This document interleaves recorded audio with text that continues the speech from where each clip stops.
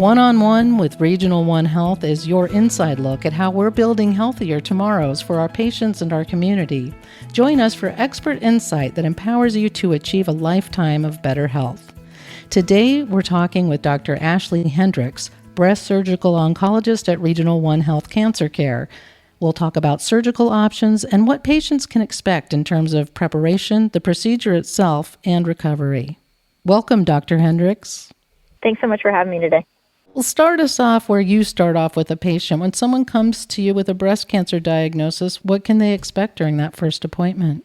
So the first meeting is a lot of getting to know you as well as explanation of a path report. To go through line by line the elements of it so that the patient understands exactly the biology of their disease. When it comes to breast cancer care, surgical as well as systemic care, it's a multidisciplinary care. And so oftentimes the surgeon is the first step. And so I talk about not just the surgical options, but the expectations of some other therapies they may receive that surgery may have a decision-making plan in. We'll sit down, we'll go through all those things. We'll talk about what's important to the patient, what's important in their care, but also how to marry what we need to do for their cancer care with what their desires are. And how do you determine what their desires are? I know those first meetings and getting the path report can just be overwhelming and very emotional. So how do you approach that side of patient care? We'll go through their imaging and how this was found, the amount of disease that has to be removed, the options between either removing just the disease with a normal area of tissue around, which is called breast conservation, or a lumpectomy, or a partial mastectomy, depending on where you train and what part of the country you're in, versus the removal of the entire breast, and if that's necessary based on their disease or the patient desires as far as the additional therapies we would recommend.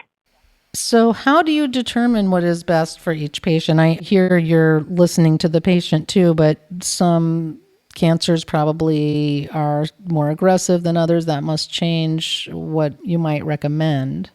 So the biology of cancer when it comes to surgery, as far as the aggressiveness, often comes into play with their systemic therapy that they'll be recommended.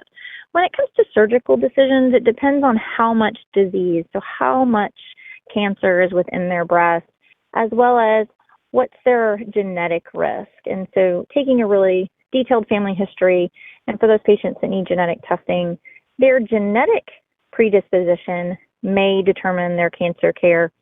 But it really comes down to the amount of disease relative to the patient's breast size that would be a disease-determining factor for surgical resection. When it comes to someone who has the option for both, either a lumpectomy or a mastectomy, that comes down to a shared decision-making between myself and them as far as what they're most comfortable with in terms of do they want to have or not want to have radiation.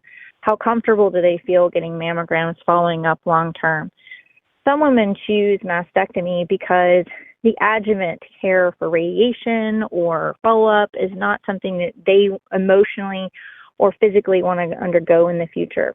We know for people who have disease that can be resected with a lumpectomy, but also with a mastectomy, their outcomes are equal when it comes to a surgical outcome from that perspective, and where their systemic outcome changes comes down to the biology and the adjuvant therapy that would be recommended systemically.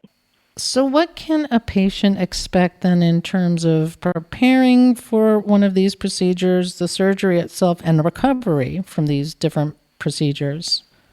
Sure. For patients who undergo breast conservation, it's a small procedure in comparison to mastectomy, in that there is a smaller amount of tissue that is resected.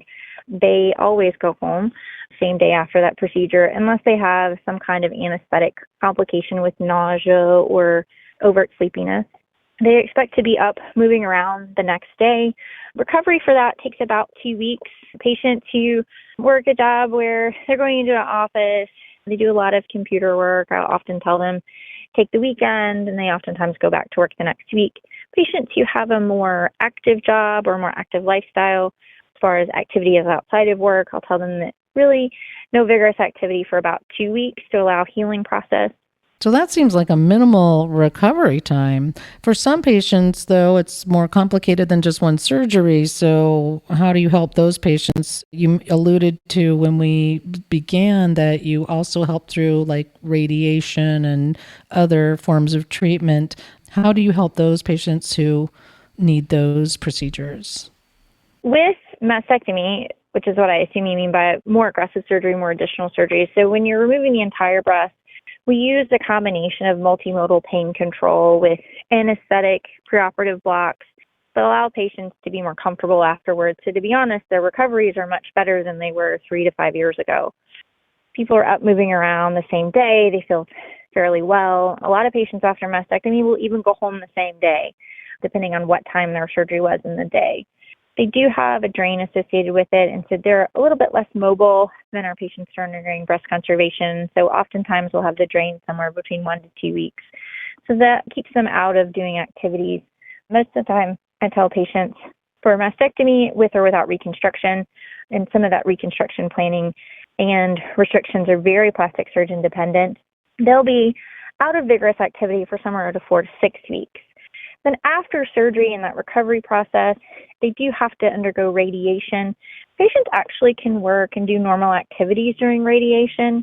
It's something that can be fatiguing towards the end of therapy, but the actual day-to-day, because it's daily treatment, they can still do the normal activities. They can still work oftentimes.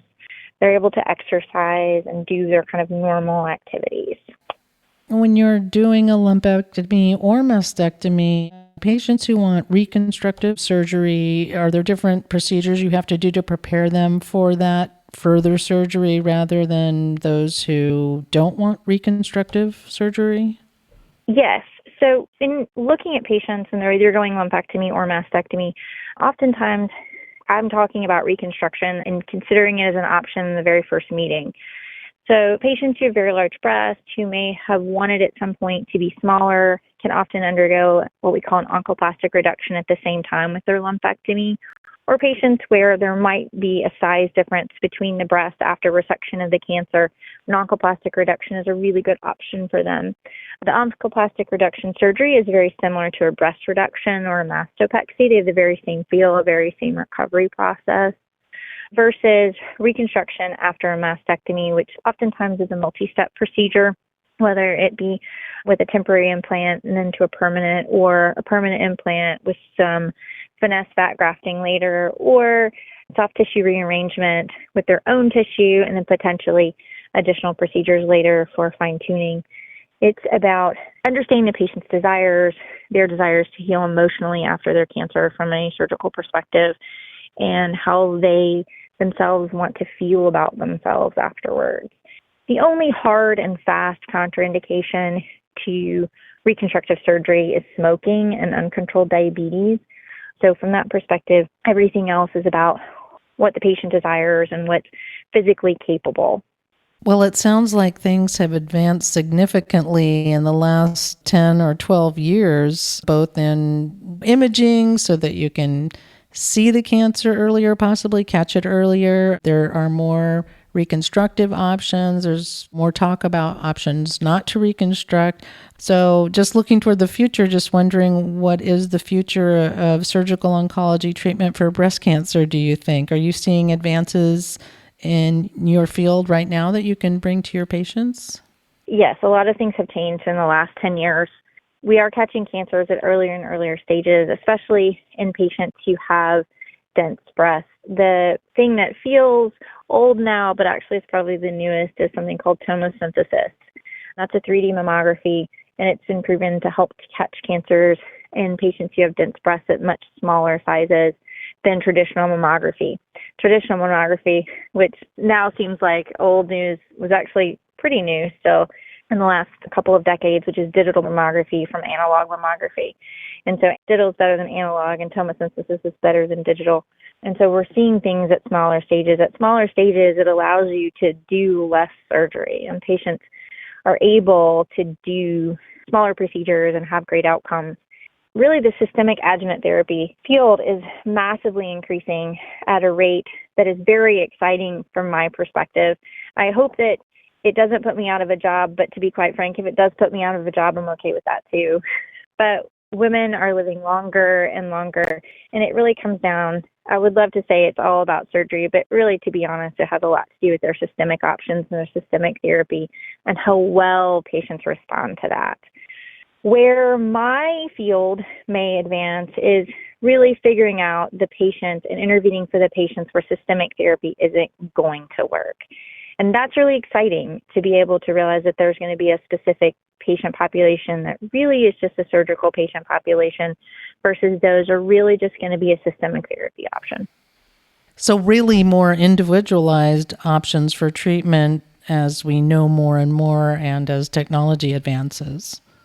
Yes, I always like to say we're treating the biology of cancer now, not just because it's a cancer. Well, thank you so much for this great information on what to expect with breast cancer treatment. It is a scary diagnosis, but then we more and more have ways to treat it early and just get more and more positive outcomes, and it looks like that trend will continue into the future.